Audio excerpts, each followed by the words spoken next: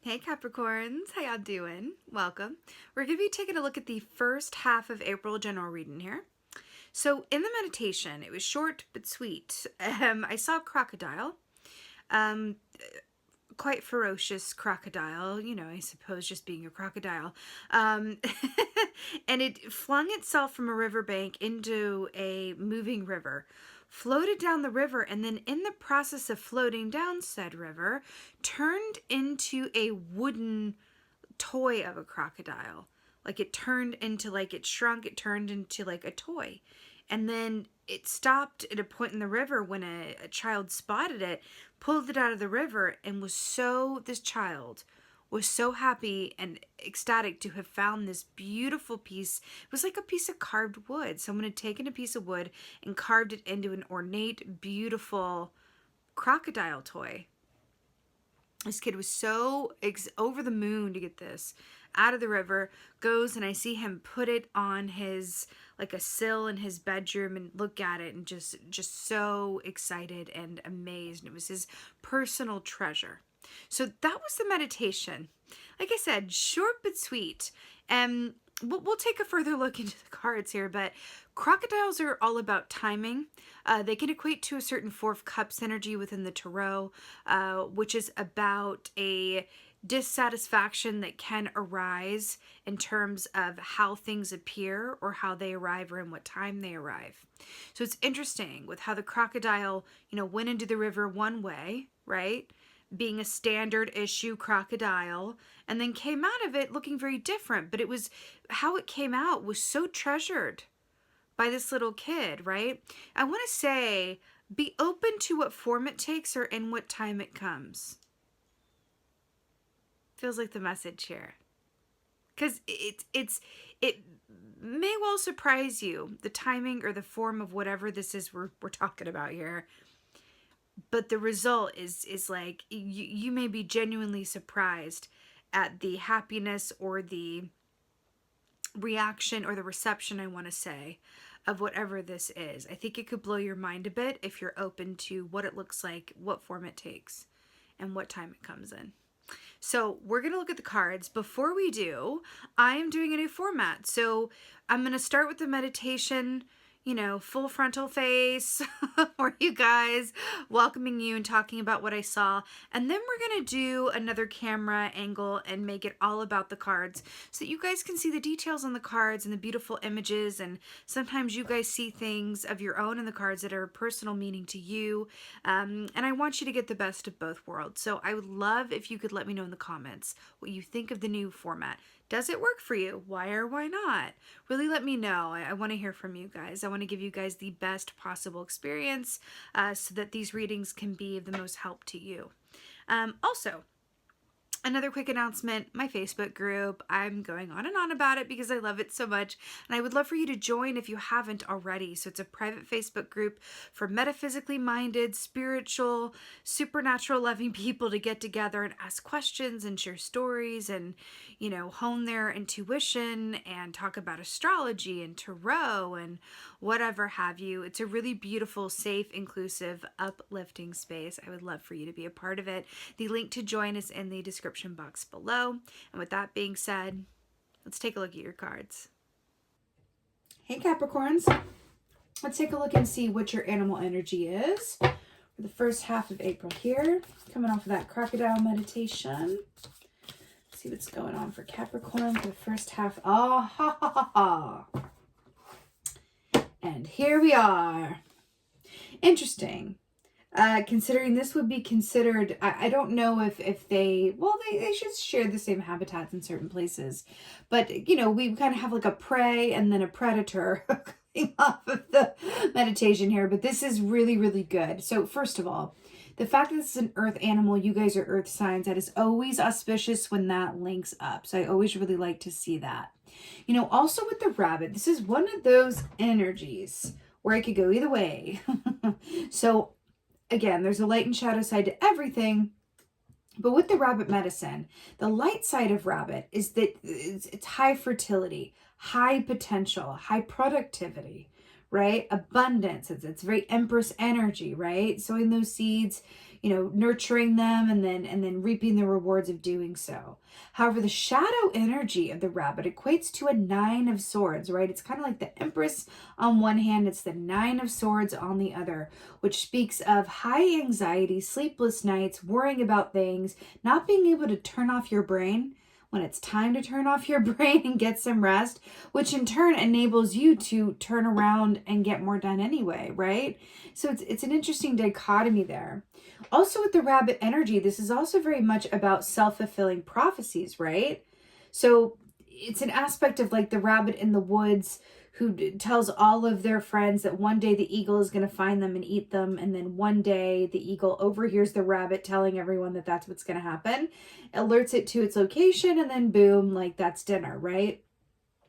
So this is a really interesting energy, given that we were looking at the meditation and talking about, you know, allowing yourself to be surprised in what form something takes, how it comes, or in what timing, right? So it's interesting. I'm hearing the results might surprise you. All right. Let's go and see what's going on.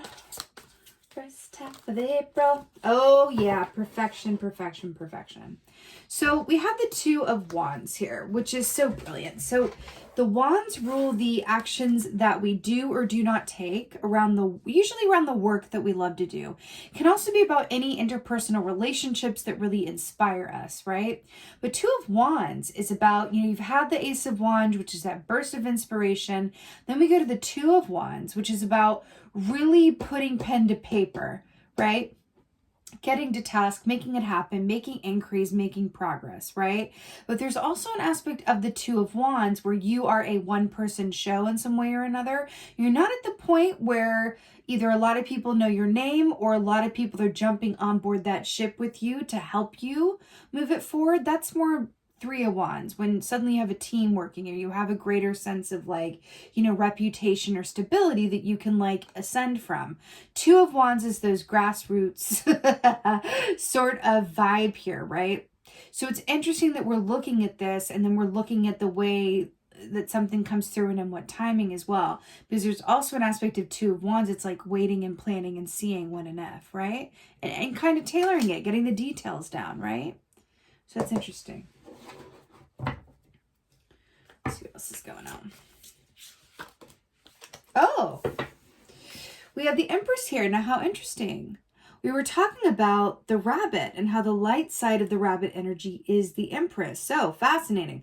However, I want to point out, like in this really brilliant depiction, is that this feels like a reluctant Empress, right? She's having a little bit of trouble. She's missing a shoe. Alice is trying to get on her, like, you know, purple cloak here. And she's a bit like, what? Really? Is it time? Like, now? Look at her face. She's like, I don't know about that. I don't know. Right? So it's interesting. And I'm really going back to this 4 of Swords aspect of like, some dissatisfaction or wishing things were a little bit different with the timing of something or the way in which something goes. I'm hearing not to get discouraged. There's going to be ups and downs. There's going to be ebb and flow. There's going to be give and take, right? Don't be discouraged. It's all working in divine accordance, even if it doesn't go according to your actual plan. But with the Empress here, you're working on something. Something is manifesting and growing for sure. And it feels like that's very much in the energy now. It feels active. It feels inspired and alive, which is beautiful. It just kind of feels like, you know, can you let loose of the reins a little bit in terms of, you know, the specifics, right? Can you be a little bit more open, right? Which leads us to the 5 of Swords, which is perfect. So 5 of Swords, remember the swords rule the realm of the mind, right? Kind of like the 9 of Swords here with the thoughts that we think and our communication skills and the written word, all of that good stuff, right? 5 of Swords, however, is someone being, you know, outside of their own integrity or elements at play that are not of the highest and best integrity, right? This also speaks of an imbalance of sorts where someone is winning at someone else's expense, right? You know, I'm really hearing working within a system versus maintaining your integrity and working outside of it. Why do I feel like I'm feeling an energy of like someone who has their own independent business like they work for themselves, or they're an entrepreneur, or they're their own team, something about that, versus joining a team like a machine of sorts that is meant to help them, you know, with whatever they're doing or get to where they're going or something like that. But I feel like I'm looking at a disconnect between a traditional way of going about something, or a quote, like, you know, widely accepted or sought after way, versus going a more, what's the word I'm looking for? I don't want to say bit bohemian route. That sounds a bit silly, but a bit more of a innovative route is kind of what this feels like. I feel like there's an aspect of you that's questioning, you know, is what you're working on, is what you're doing, right? And the connections you have, the steps that you're taking, the time that you're putting in, your personal habits and progress, are those aiding your goals? Or is something about the way you're going about it detracting from it? This could be something super simple, like as opposed to, you know, working in the morning, working in the evening, or, you know, some aspect of like how you normally go about something coming up for review and going, could we do that different? Could we edit that? Could we do that a bit differently, which will yield greater results, right? Again, the crocodile went into the river as a crocodile, right? And came out as something still itself and still loved and revered, but in a different form. There's something about that. Okay, Two of Wands.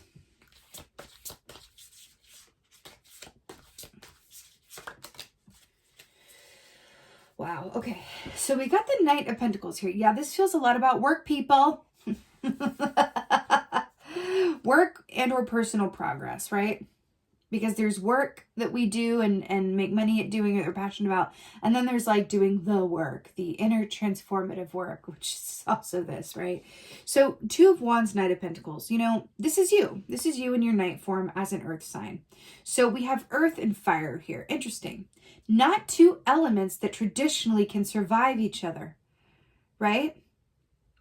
I'm thinking of a movie that, you know, I don't think anyone would necessarily write home about, but I love it anyway. It's called The Last Airbender, and there's a, like these firebenders, just go with me on this, I'll be brief. You know, I like to talk about my movies, but someone who, like, can bend fire, and they're throwing fire at an earthbender, and the earthbenders, you know, take the earth and use it as a weapon, like the dirt on the ground, and the fire cannot, like, fight the earth. I just got shivers. There is something in that for you, Capricorn. The fire cannot fight the earth. Your enthusiasm, your passion, the action, the steps that you're taking, how are they lining up with small wins and small gains? I feel like there's this big energy here of like, yes, let's do it. I'm going to get this done. It's going to be the best ever. Or I'm going to, you know, this is going to be what it is. And I'm going to have this done by this point. And by summer, I'll be blah, blah, blah. Or by this, I'll look like this. Or by this, I will have sold this. Or by this, I will have.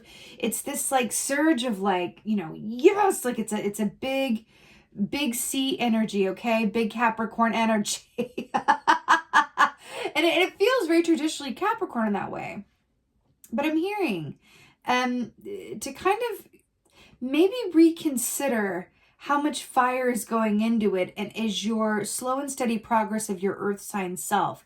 Are your facts, your figures, your details, are you taking care of yourself while you have all this passion? There's something that wants to come to call and go, is there something suffering in pursuit of whatever this is that you're working towards? Take a look at that, because balance is key. Because fire burns out, right? But earth can withstand anything and everything. So there's something about a staying power aspect of this. What's more important, the staying power or the product? It kind of feels like the difference, just like the best example I can think of, it kind of feels like the difference between like a one-hit wonder, right? Or a band that is like absolute legend, right? But that legendary band, it doesn't mean that every album was like you know, platinum or anything. They have, most bands have albums that were like, or like certain songs on the album, like, right? But that matters too. And it's a part of the progress of evolving and creating and pursuing, you know, a passion, right? Something in that. Okay.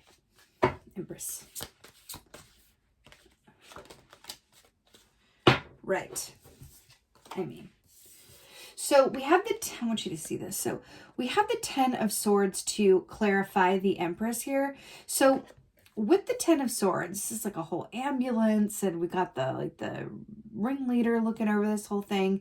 So the 10 of Swords, traditionally speaking, is about the complete full stop to something. It's a complete ending to something. It's something that must die in order to begin something again, or begin something else. You know, I'm really drawn to the fact that this feather in her hat looks like a quill. There's something about writing or communication or written offers or contracts. But I'm seeing words and like something to do with that. And then we've got the Empress here who's like, oh, I don't know about that. But I'm getting a very distinct fear. I'm getting a fear of failure.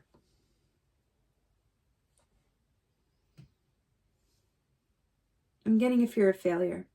But I'm really drawn to like her size here. Are you bigger than your fears, or are your fears bigger than you?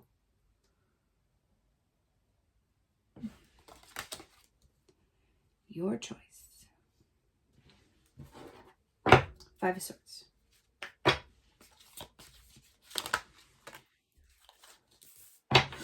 Oh, that's perfect. That's the medicine. That's the medicine. This is what we were talking about. So we have Temperance here to clarify the Five of Swords. Do you remember what we were talking about with the Five of Swords with balance? And what is being given attention or energy to the detriment of something else in your life or others around you's lives, right? And then we have Temperance here, which is the absolute medicine here. Temperance is about balance, patience, clear perspective, and being strong in your spiritual core, which means that your mind, body, and spirit are balanced, right? Traditionally, we have an angel as depicted on the Temperance key in the Rider-Waite, where she has 1 foot on the earth and 1 foot in the water, which, remember how we were talking about fire and earth? Well, two elements that do complement each other are water and earth. One nourishes the other, right? It's interesting. I feel like, you know, with this energy here of Temperance, and she's like blindfolded, and then we've got the Five of Swords here. I feel like you are being asked to really give some deep love and acceptance to the parts of you that are afraid of either failure or hold yourself to such expectations or extremes that it doesn't allow for any mistakes, wiggle room, or happy accidents. Okay? Happy accidents. Happy accidents. I keep hearing that. But I want to say as well, you're on the right path. You know what I mean? It's just like, can you enjoy a bit more, like releasing other things in favor of what feels better, and then spend more time doing those things? You know what I mean? Because that's kind of what I want to say, like, go easy, go easy, go easy. You know, it feels that way. Because it's a very, again, this rabbit can be either or. It can either be being paralyzed in fear and having self-fulfilling prophecies, or being the abundant, fertile Empress who is a, you know, a dream manifesting, you know, machine. Let's go ahead and get an oracle for y'all. Okay. Okay. Okay. Hey, chess queen. Let's go hold a little bit closer. What's going on? So this is so perfect. It's so good. First of all, number 30, which reduces down to the single digit of 3. Empress is the number 3. So it does feel like an important power number for y'all in the month of April, in the first half of the month of April especially, right? Right. So the chess queen, trust and strategizing. Chess is a slow game. Chess is a slow game. It's a long game. Isn't chess about thinking a few steps ahead of your opponent? And then we're talking about really stepping into your earth sign selves if you want to access that Empress energy, right? Think about all of the best qualities of earth signs, right? Think about those qualities and then think about how you can engage with those a little bit more, because it feels a bit fiery than what is comfortable, right? It feels like you're outside of your element a bit. And again, it's not negative. It's great, because having this kind of energy is brilliant and perfect and right on target with Aries season, because we're in a fiery season, which we're being asked and planetarily, supported to take action around what we dream and desire, right? So I feel like you're feeling that, but I'm trying to just temper it, trust and strategizing. Didn't we say that also being open to how things appear and in what time they come, trust and strategizing? Really link in with your earth sign self. Take your time getting to where you're going. It's small wins and steady gains. That is the key to this being the Empress and not the Nine of Swords. And you've completely and totally got this. All right, Capricorns, whatever's on the other side of this that you are manifesting, it is significant. Is the way the kid received that wooden crocodile, which was a piece of art, by the way, right, was just amazing and very positive and just so appreciative of what came down the river. And it was a happy accident, right? Completely by surprise. Leave room for those surprises, happy accidents. Be willing to, take those small steps and gains as it feels right to do, with also leaving enough slack in the lead, right, for spontaneity, because I feel like spontaneity is something that's missing within this imbalance that I'm picking up on, okay? And the best things are created unexpectedly. They really are. They really are. All right, my darling Capricorns, I would love to hear in the comments below what you think of this new format. What is it, though? Does it work for you? Tell me all of the things. Also, I really hope that this helps and resonates. And if so, let me know in the comments below as well. I love hearing from you guys in the comments. It's my favorite part. I respond to each and every one of you guys. I absolutely love it. Also, with that being said, I just want to thank you guys so much for being here. I really appreciate every single one of y'all watching. And with that being said, most of all, and as always and forever, thank you for being you. And be well. Until next time.